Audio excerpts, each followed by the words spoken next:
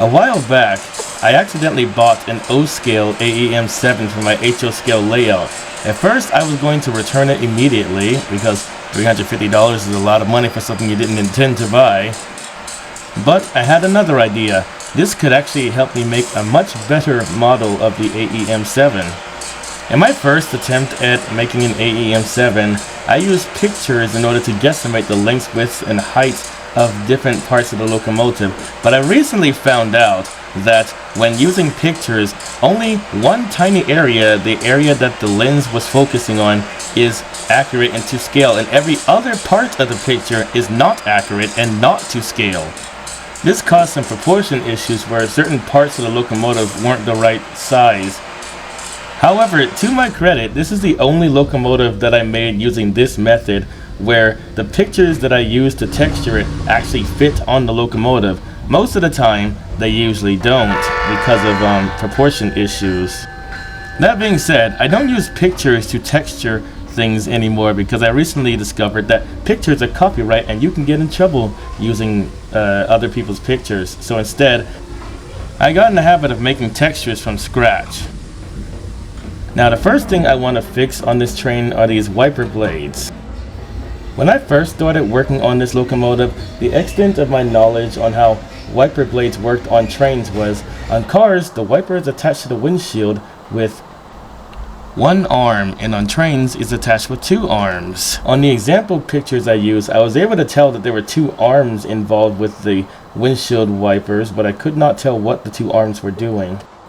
You might be looking at the wiper blades I made for this locomotive and wondering, when these wiper blades move in the opposite side of the windshield, wouldn't these arms then collide with each other? And how I solved that issue was I had one of them attached to the blade at a higher angle than the other one. But as I would later find out, that is not exactly how these wipers are supposed to work.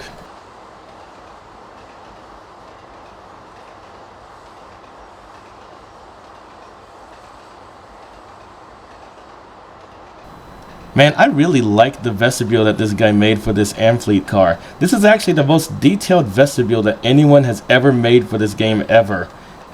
When I download a passenger train onto this game, the first thing I check is can you go inside it, and the very second thing I check is can you go inside the vestibule.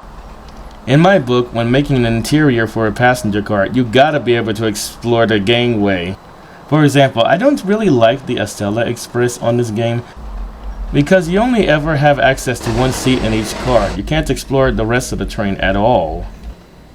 By the way, that sign over there that says, "Caution, do not ride in the vestibule," that sign was made specifically for me because I have always had a weird obsession with this specific part of the train. Anyway, getting back to the story, it wasn't until I started driving buses that I started to get a closer glimpse of these windshield wipers, and I started to understand a few things about how they're supposed to work. The first thing I notice about these wipers is that one of these arms is not attached to the blade at all. Instead, it is attached to a small metal bar that is then attached to the other arm, which is then attached to the blade. But I still didn't know the exact reason for that. Later on, I randomly discovered this video on YouTube that describes in full detail how a railroad pantograph works. It was at that moment that I realized this windshield wiper is a pantograph. The arm on the right holds the blade straight so that no matter which angle it wipes the windshield at, the blade doesn't change in angle. This was a huge eureka moment for me. Now I know what I had to do to fix this windshield wiper. That video also helped me to understand specifically what's wrong with the pantograph I initially made for this locomotive. Admittedly, I'm not that good at making pantographs for this game. In fact, it takes me days to even animate it. It's so many parts that you have to animate. It's really difficult for me. Now though, I do have a better understanding of how they work, so it should be a little bit easier this time around. And when in doubt, I can always use the model of the AEM-7 I bought in order to figure out how the pantograph should look. So the first two things I'm going to focus on are the pantograph and the windshield wipers. Now, if you look closely inside the locomotive, you'll see that there is a walkway in between the two cabs. It was also my initial plan to make it so that you could explore this area and even open the cabinets, but I actually don't know what would be inside these cabinets, so I changed my mind and decided to make them textures only. Now, I was also making a custom cab for the locomotive initially, but I saw that someone made a cab for it on the download station, and unfortunately I got a bit lazy. But I have been informed that I must in fact make a custom cab for this locomotive, so I am going to make one anyway.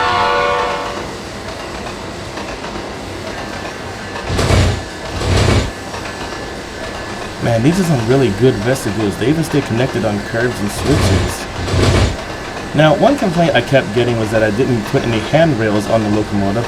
I still don't know what they mean by that, because as you can clearly see, there are in fact handrails.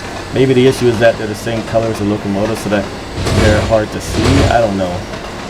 Going forward, I will make them a slightly darker color than the locomotive in order to make them more visible or something.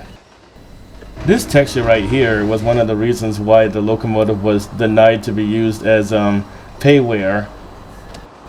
It was supposed to be a transparent texture behind which I was going to put some electrical components, but something went horribly wrong. Now for the bogies.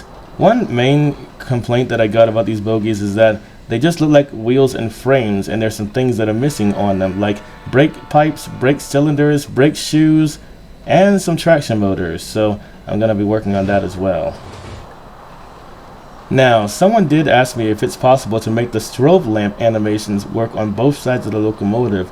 Unfortunately, I don't know how to do that. The strobe lamp is linked to the bell animation, so it flashes when you ring the bell. I don't know how to make it so that the direction the locomotive faces determines which one flashes. That will require some scripting knowledge, and I don't know the first thing about scripting. Maybe I could commission someone to script it, but I can imagine that would cost a lot of money. Also, speaking of money, I've actually changed my mind. Instead of making it payware, I've decided to make it freeware. Now, when I first made this locomotive, each individual part of the body was a separate structure, but I decided not to do that anymore because I found that it can sometimes negatively affect how light reflects off of it in the game. So now the entire main part of the mesh is just going to be one whole thing, because I finally know how to do that now. One thing I've noticed about this mesh is that the round parts of the locomotive are not smooth shaded. That is because back then I didn't know what smooth shading was. I actually didn't find out about smooth shading until making the American bullet train, because someone brought it up and I was like, what is smooth shading? Let's figure out what that is. Now that I know what smooth shading is, weird lighting artifacts like this are going to be a thing of the past. I also found out about auto smoothing, which basically makes sure that everything that's attached to the mesh reflects light as if it's part of the same mesh rather than individual meshes. Now, I initially thought this locomotive would be easy to make because it doesn't have a lot of curves on it, but I couldn't be more wrong. It turns out this locomotive is very difficult to make. I'm still currently on my rough draft. When I'm finished with it though, I also plan on making a New Jersey Transit, SEPTA, and MARC reskin of it.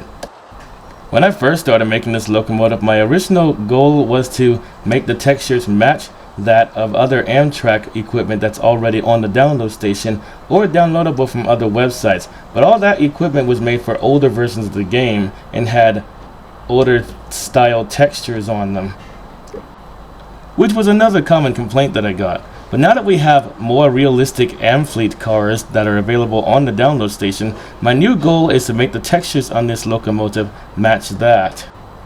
In other words, I'm going to go all out with all the texture features that this game has to offer. I'm also working on a replica of an Amtrak cab car, which will also be designed to match the textures on this passenger car. This cab car is slightly postponed though because I made a few mistakes when making it. One of them is that the seats are all facing the wrong direction. Apparently they're supposed to face the direction of the driver, not the direction of the front of the train. I also think I accidentally carved out too many windows in this train because there is an extra window that I don't see in example pictures of the cab car. And the reason why this mistake occurred is because I was using an HO scale replica of a Metroliner that I had bought in order to make the basic shape of this train. But that model seems to have one extra window in it, and I'm not sure if it's because the Metroliner has more windows than the cab car or something. All I know is that the cab car is a modified version of the Metroliner, so I don't really know what's going on there. I need to find some more information on this. I did model all the seats, however, and they do all have passenger attachment points and camera attachment points. I just have to turn all of them 180 degrees and I should be fine. And figure out what I'm supposed to do with that extra window. By the way, all the switches I made for this route are named, but they're not the exact names that they would have in real life because I don't know what they are called in real life and I don't know how to find that information. So instead, I created a code system in order to name the switches based on their location and what they're used for. Some switches don't actually have a code though, so I just named them switch A, switch B, switch C, etc.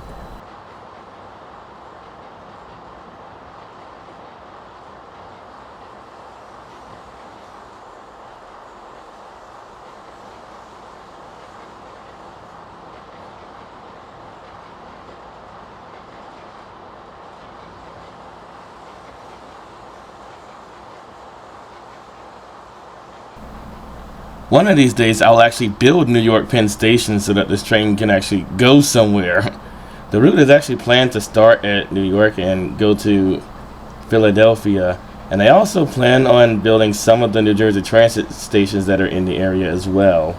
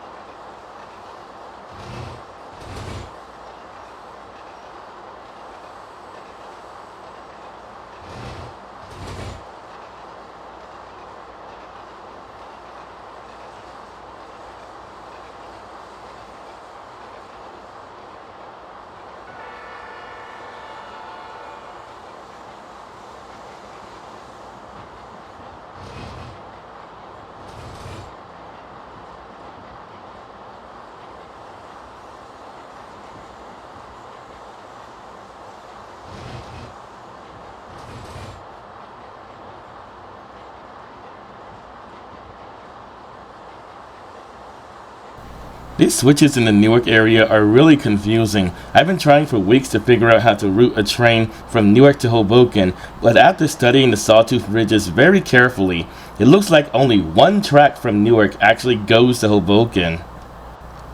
I predict that building the tracks at Newark Penn Station is actually going to be 10 times as confusing as building the Sawtooth Bridges. That took me weeks to build.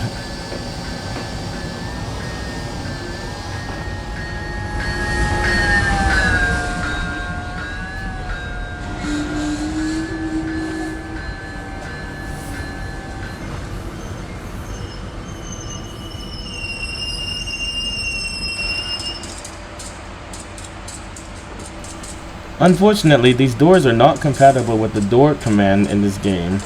They have to be opened and closed manually using the actual controls. Man, these textures are scary realistic. It actually looks like someone took the real train car and placed it in this game.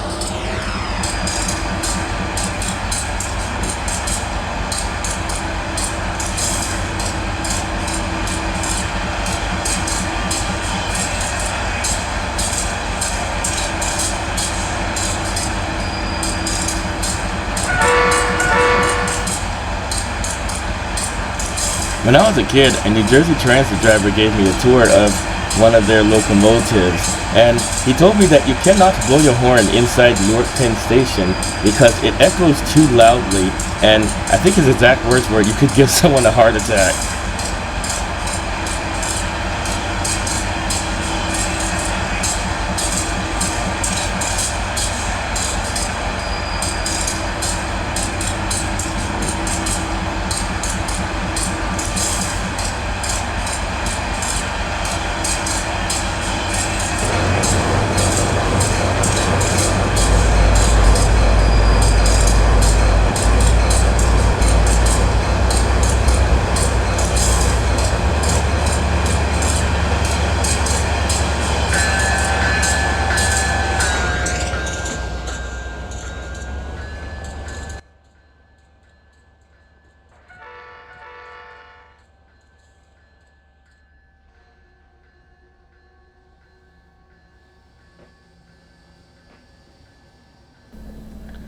Okay, let's talk about my Patreon for a second. I am going to have to make some major updates to this page. At first, the plan was to make it so that if you sign up for my Patreon, then you can pay for me making a train for you, but as it turns out, that's not really possible. Patreon recommends that you make things that can be created in under a month, and as it turns out, it takes way longer than a month to make literally anything for this game, so making a train is going to be out of the question.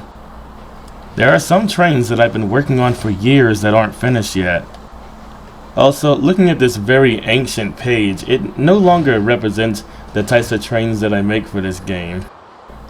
That Metro North train looks absolutely horrible compared to the update I'm currently making for it. Here's a replica of the Long Island Railroad M1 that I'm currently working on. So far, as you can see, I've really smoothed a lot of the sharp edges of the locomotive, which were caused because it was one of the first locomotives I made, and I was really bad at making curved edges of anything at that point. Here's what the side of the train now looks like in-game, and as you can see, I fixed the reflective textures. It's now a lot more reflective than it was earlier. Earlier it looked like it was made of wood or plastic or something. I also fixed the doors. Now, instead of glowing in the dark in both the interior and the exterior for some reason, the exterior no longer glows in the dark. One thing I have not fixed yet is that they still have Pioneer trucks. I need to make GSI roller bearings for them. I will do that eventually. It was in my initial plan to upload these with GSI roller bearings, but since this is a reskin of the Metro North M1, which uses Pioneer bogies, I accidentally uploaded it with the original bogies and forgot to make new ones for it.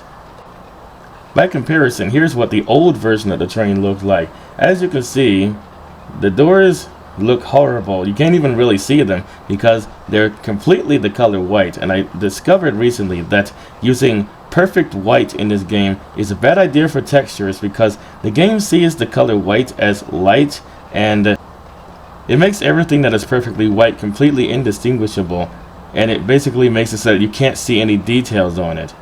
So this color is out of the question going forward. When making something that's white for this game, you actually have to make it a slightly darker shade of white, like beige or something. You can't have it completely white because it won't be visible at all. Here's a look at the locomotive in Blender. As you can see, a lot of the horribly spiky edges have been smoothed over. And now here's a picture of the interior. I forgot to add a lot of the finer details originally, such as the luggage rack and a bunch of other stuff, because I was rushing with this train, basically trying to make it as quickly as possible. However, nowadays I no longer rush when I make content for this game. Instead, I focus on making it look as realistic as possible, which does take longer, but it yields a much better product. If you're wondering why I haven't released this train yet, it's because, well, other than the bogie I mentioned earlier and the pantograph update that I also need to make, I'm also working on a custom cab for the trains. Initially, I was just going to use a subway cab that already exists on the download station, but when testing it out, I discovered that during sunrise and sunset, there's too much sun glare on the windshield, and you can't even see out the train to see where you're going. For that reason, I decided to make a new cab from scratch. Unfortunately, it's really hard because I cannot find any example pictures of the cabs of these trains. It's really weird because you would think that a famous railroad like the Metro North Railroad, you wouldn't have to struggle so hard to find example pictures of the cabs of some of the locomotives, but I cannot find any example pictures of the cabs of the M1 specifically. I was only able to find this one picture that I'm showing you now that I'm using as an example photo to know where the gauges are supposed to go. I can't find any pictures of the controls or anything else. At some point I might actually have to guess where the controls are supposed to go, which I hate doing because if I guess wrong then someone's going to be really upset. So far the only thing I've managed to make for this train is an animation for the speedometer. It can physically display up to 100, but if you go higher than 100 miles per hour, the needle will continue to go up until you hit 150 miles per hour where it'll just stop. A train of course can't go that fast, but this is in case someone wants to use the cab for a faster locomotive. Okay, we're about to come to a complete stop just north of the North Elizabeth train station. I don't know why, but for some reason the AI just doesn't like going through North Elizabeth. As soon as we get to North Elizabeth, it just decides that every single train should stop and then stay there for a while, and then it'll let them continue going down their way. No matter which track they're on, it'll just force the train to come to a complete stop. I don't know why this keeps happening, but this is a glitch that I keep coming across with the interlocking towers that are on this game. They work mostly, but sometimes they just decide that the train should be stopping for no reason, even when they have a clear signal. And then there's another glitch that I haven't solved yet, where sometimes the signal is red, even though there are no other trains claiming that route, and the track is clear, and the train should be able to get a clear signal. And the only way to solve that is to reset the route. But this glitch happens even if you reset the route, so I don't know what's causing this one.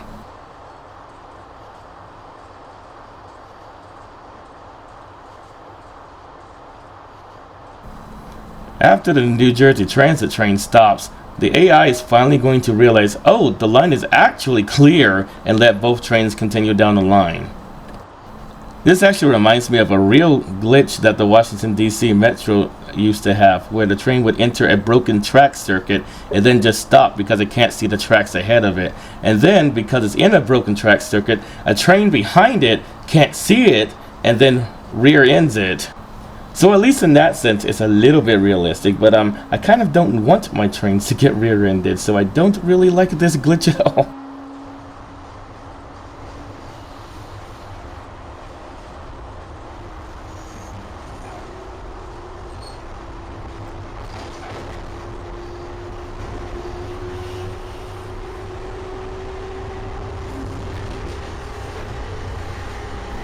I need to make a new engine sound for that ALP-46, but it's really hard to make engine sounds for New Jersey Transit trains specifically because the drivers never let the trains go through all the notches one by one. Instead, they either go straight from notch 1 to notch 8 or straight from notch 8 to notch 1. So I can't find any footage of it going from each notch like one at a time. I might just give up and look for a European engine sound that sounds kind of like the ALP-46.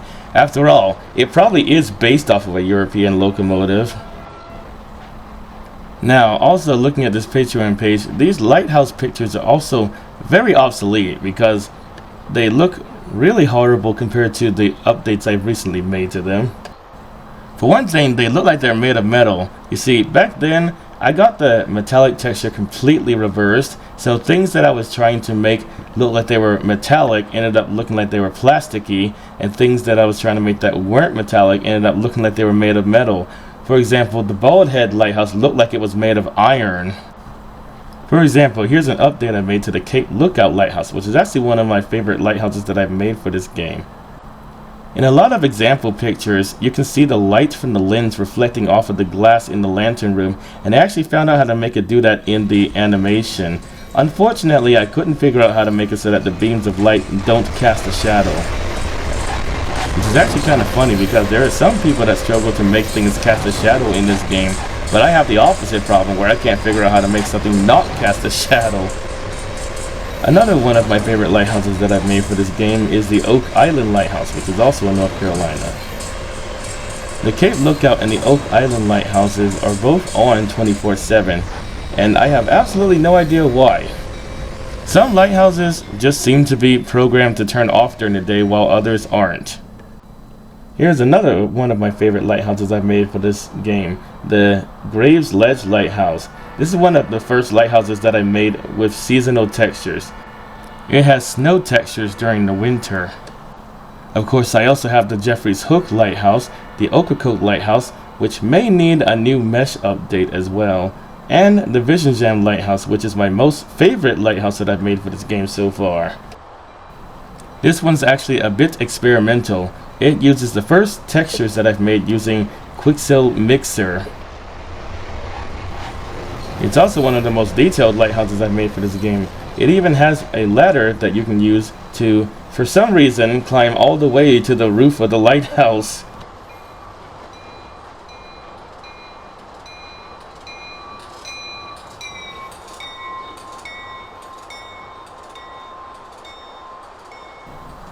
We're about to pass Elizabeth Station now. Interesting fact about that station, on the south side of the platform, there is a super elevated curve.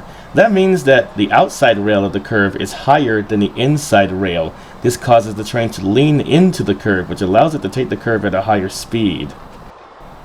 When I was a kid, this curve actually caused me to think that every train that entered it had tilting capabilities. I remember thinking, wow, I did not know commuter trains had tilting functions in them. One thing that used to really confuse me is that I saw old pictures of this station where trains from like the Pennsylvania Railroad were entering that curve, and they were also tilting. So I remember thinking at the time, wait, so they had tilting capabilities even back then? I also read that the Acela locomotives do not tilt and only the passenger cars tilt, but when seeing the Acela Express enter this curve, it looks like it tilts, so that used to also confuse me. I also used to be confused by diesel-powered trains entering this curve and also tilting. I remember thinking, wow, I did not know that diesel locomotives could tilt. Now, if the train is going at full speed around this curve, you actually can't notice it, but if it stops on this curve, which one did while I was riding it, it is very noticeable. It is so noticeable, it feels like you might fall out of your seat. Interestingly, I was able to pick up on the fact that certain diesel-powered trains would tilt when going around this curve, but when the same train was operating on the Raritan Valley line, it didn't tilt. And I actually remember thinking at the time that they must disable the tilting function whenever they send it down that line. Now, probably the only thing on this list that I could make in less than a month would be road signs. They specifically don't take that much time to make.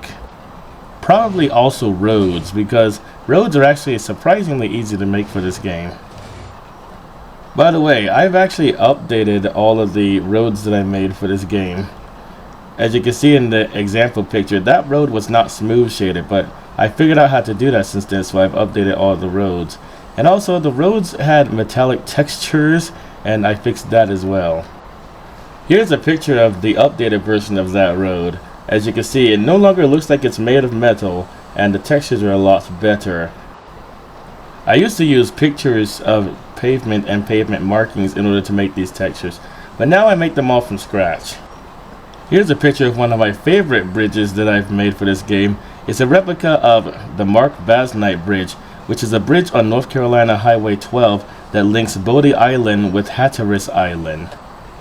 Interesting fact, Bodie Island and Hatteras Island used to both be the same island, but a specific hurricane caused permanent flooding that split the island in two. That happens a lot in the Outer Banks. Hurricanes tend to modify the land in that area a lot.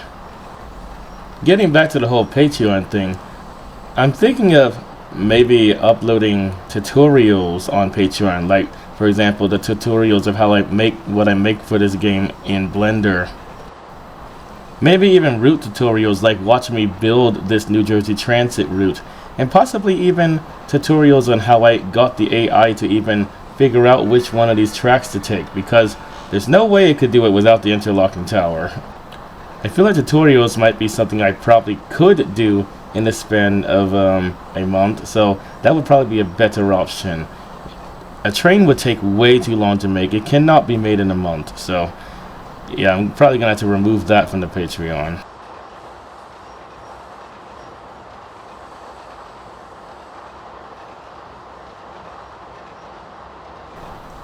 Oh yeah, I'm probably gonna have to make a new engine spec for the AEM-7, because I was looking for engine specs for specifically for trains that have a top speed of 125 miles per hour, like the AEM-7, and so far all I found on the download station was an engine spec for an EMU train. Unfortunately, I don't really know that much about how engine specs work in this game, but I could probably just look at how other engine specs are made and try to figure that out. I also don't really like the engine sound I made for the AEM-7. I'm probably just going to look for a European locomotive in this game that sounds kind of like the AEM-7 and use its engine sound instead. After all, the AEM-7 is derived from a European locomotive. There's got to be some locomotive on the download station that sounds like it.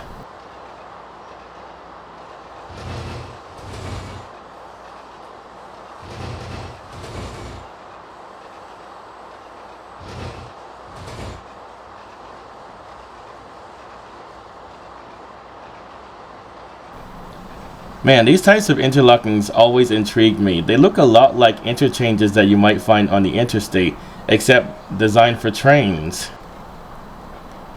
Anyway, we're about to come to a stop because I still haven't built any tracks south of Broadway Station.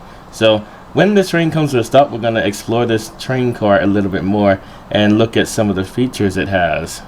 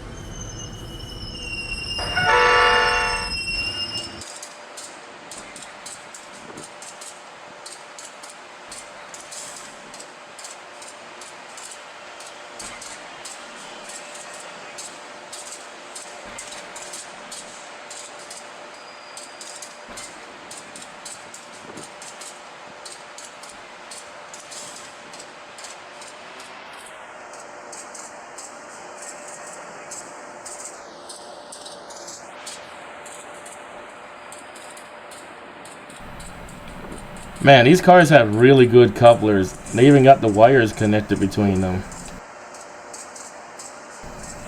This may be the most realistic connection I've seen in this game.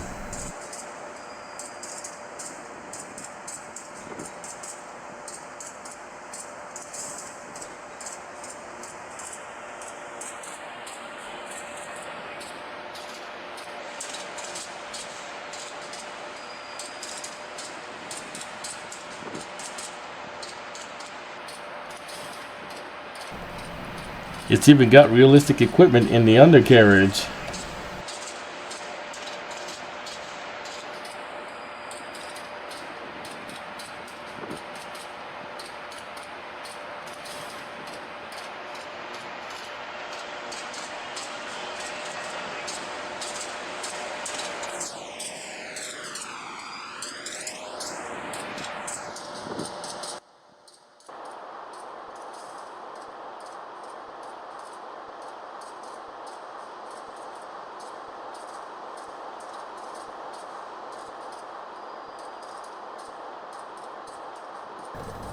Now, I don't know that much about controls in the passenger car, so I don't know what any of these controls do. I'm just gonna, click on them and see what happens.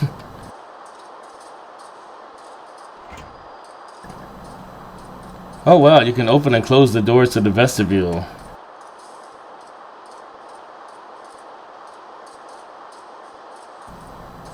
Okay, it opened when I let go of it because I didn't lock it completely. There's two other locks that I didn't realize were there.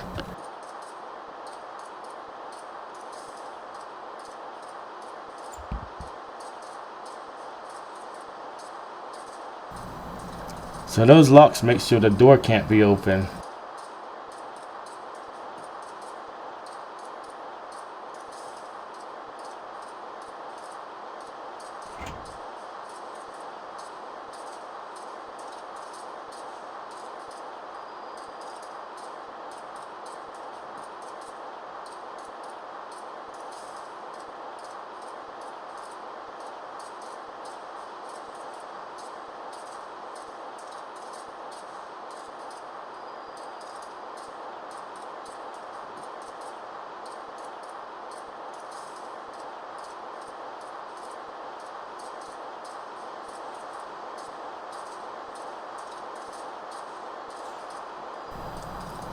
I have absolutely no idea what this lever is supposed to do. It might be one of those emergency things to open the door.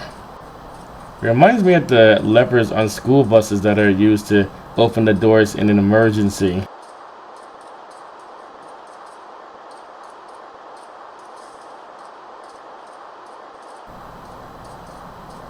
It looks like you can click on the door, which I'm guessing will open it manually or something, but I probably have to unlock it first or something.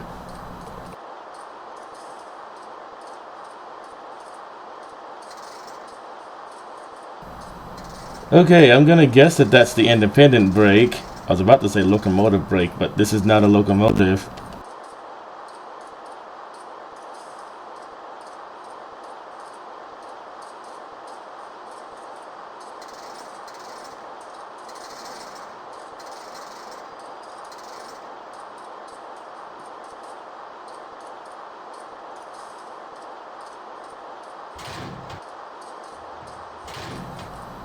Oh, looks like you can open the trap door that leads to the stairs, but I'm probably doing it wrong. Oh, look at that, it's opened.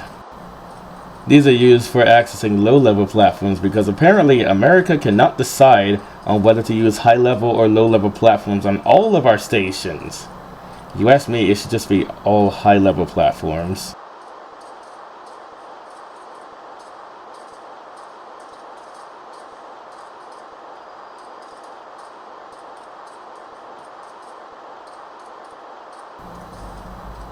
What else can you control on this? Oh, that's the lever that's supposed to open the trap door, I think. So I was definitely doing it wrong.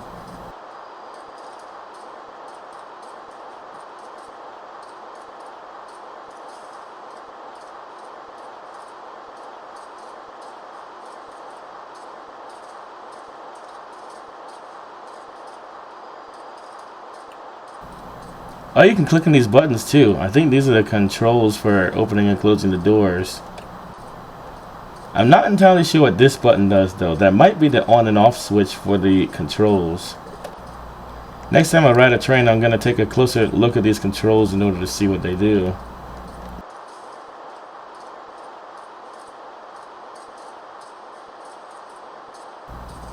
I didn't notice this when I was filming, but there are controls on both sides of the car for both doors. There are also controls on the opposite side of the vehicle as well.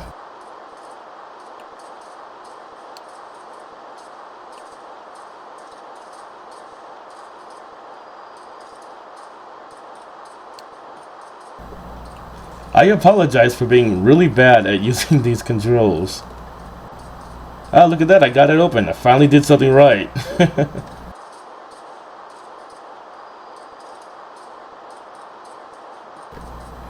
Dispatch, we got a little problem. I got the door open, but now I can't figure out how to close it.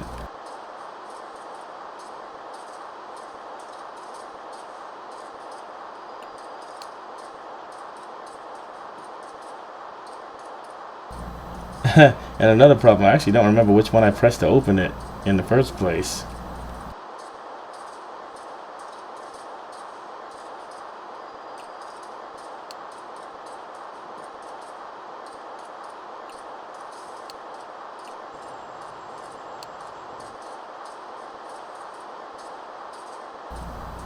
Oh, one of those ones closed it. Let's see if I can figure out which one it was so I can open and close this at will.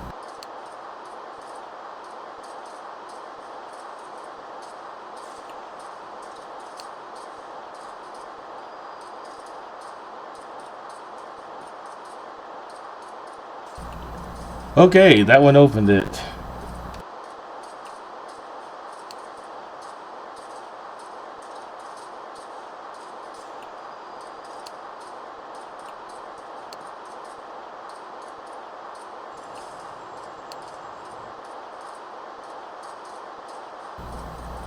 Okay, one of those bottom ones closes it. Okay, I looked at a diagram of these controls, and that button I was pressing earlier that made all the lights come on, that was just the lamp test. That doesn't control the doors, it just checks to see if the lights are working. And it looks like the top buttons control the doors on the entire train, and the bottom buttons control just the doors on this car. Probably should have looked at that diagram before filming this.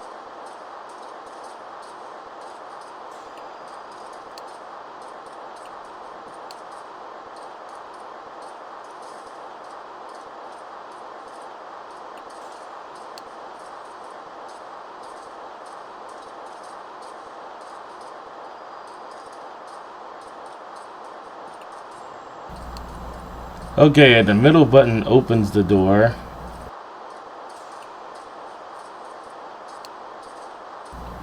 Okay, by the looks of it, I opened the doors on the entire train, but only closed the doors on this car. I really should have looked at a diagram before filming this.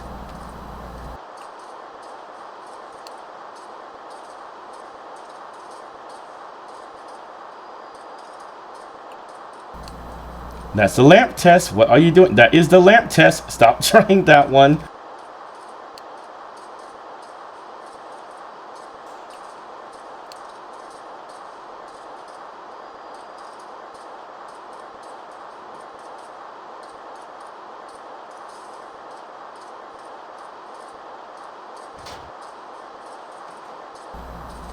Oh, it opened a lot more smoothly that time, so I think the issue was the doors have to be open for you to use this feature. I'm actually not sure.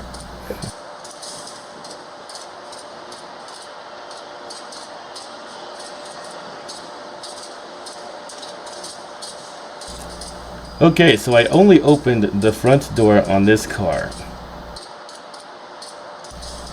Okay, we're getting somewhere. I managed to figure out how to open one of the doors.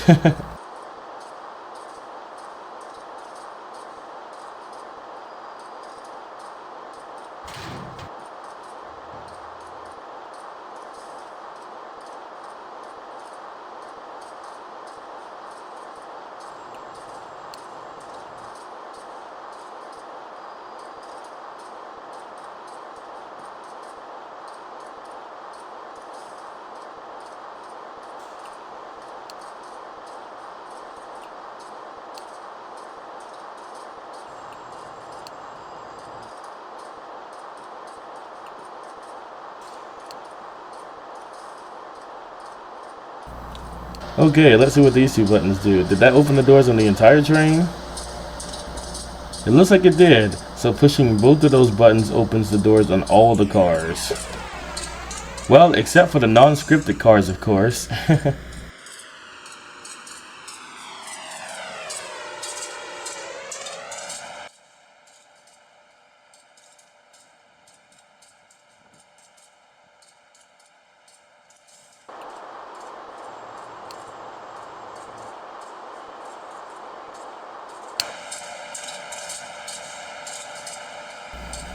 Okay, that button closed all of the doors except for this one. So this button is for just this car and just this door specifically.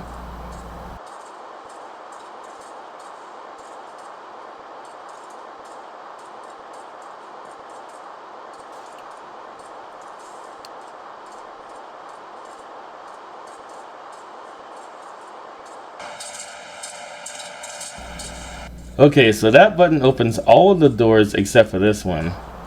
And this one is for this door. I don't know what the one on the far right does.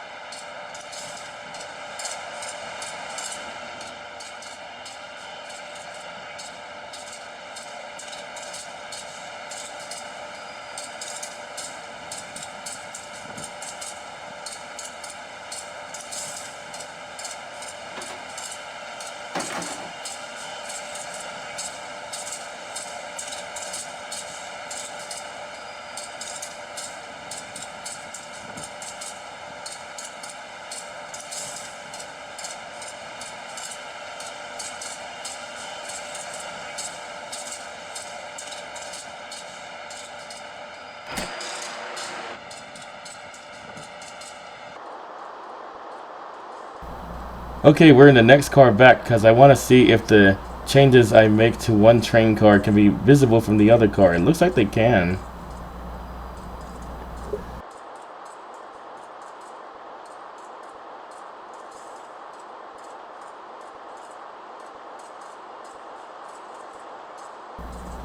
Is it possible to close off access to one car?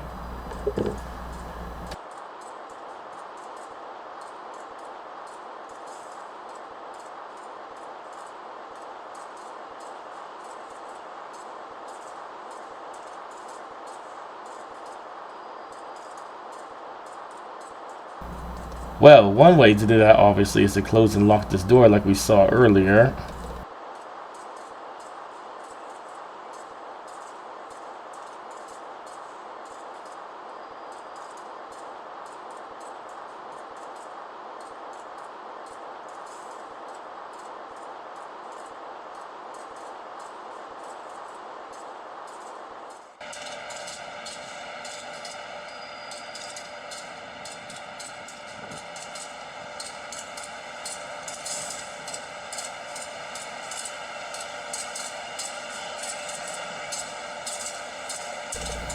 Can this door be opened? Oh wow, you can open this door too.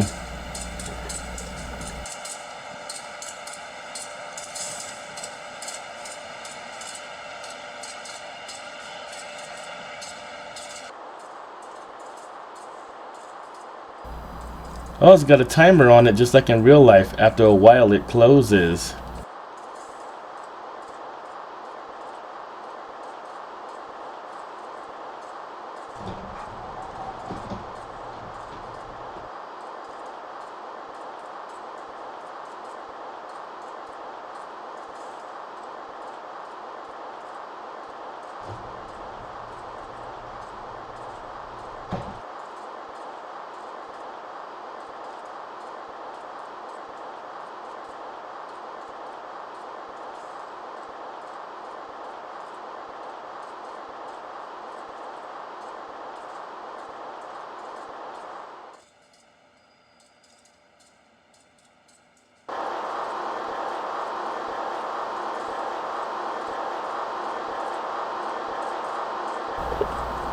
Oh, you can click on the seat. What does that do? What? You can rotate these? I never knew that. I always thought that Amtrak just looked out and the cars happened to be facing the way they wanted or something. I didn't know the seats could be rotated. I thought that was only possible on commuter trains. The real question is, are passengers allowed to rotate them, or is it just the conductor that can do that?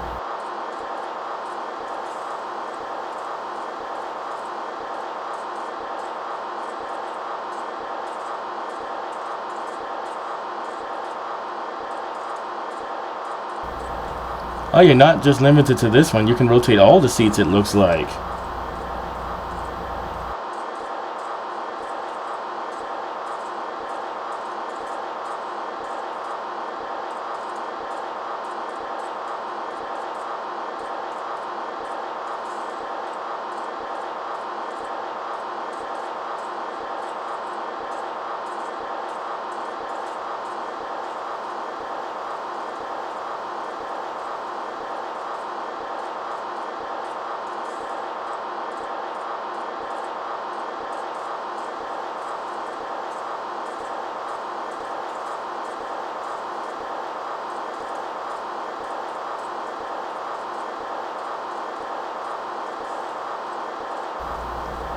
Oh, you can change the angle of the lights too.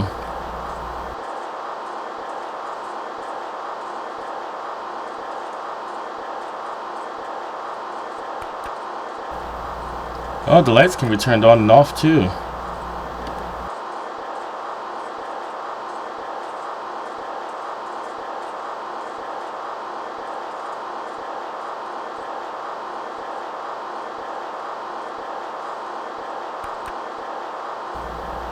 Oh, you're not limited to this one. You can control the other ones too.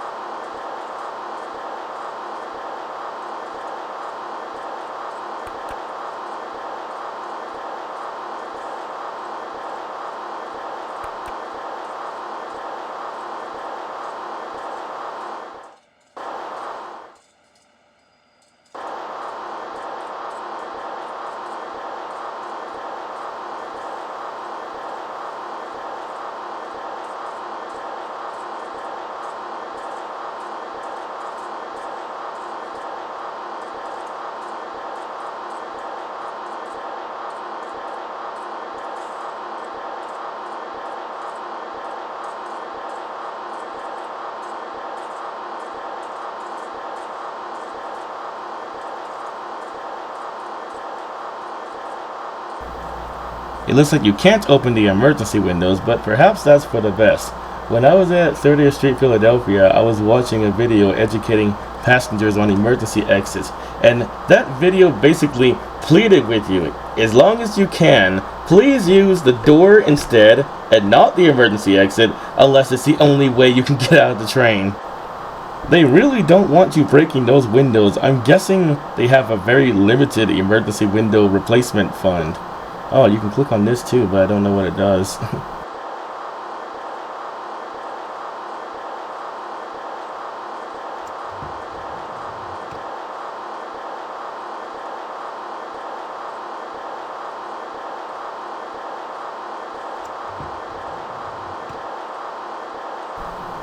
Oh, you can open and close the door to the bathroom as well.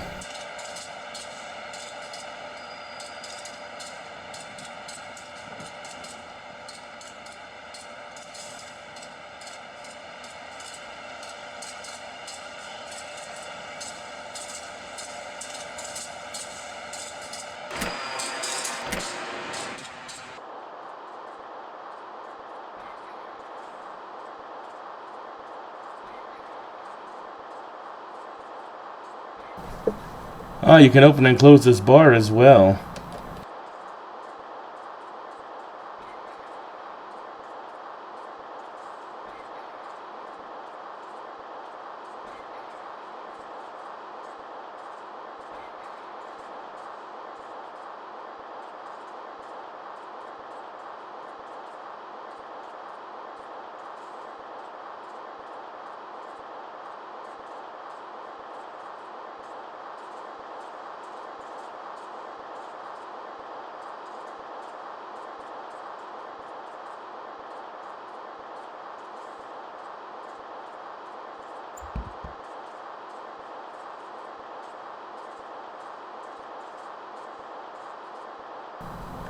Personally, if I was the conductor, I probably would have closed and locked this door rather than using that bar because I'm a worrywart like that.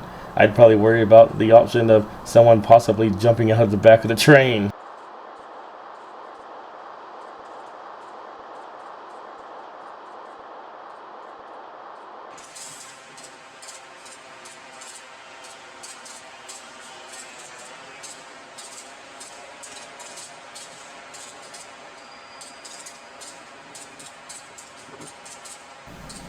Oh, when you close the door in the cab and come out of the cab, you can still see that the door is closed.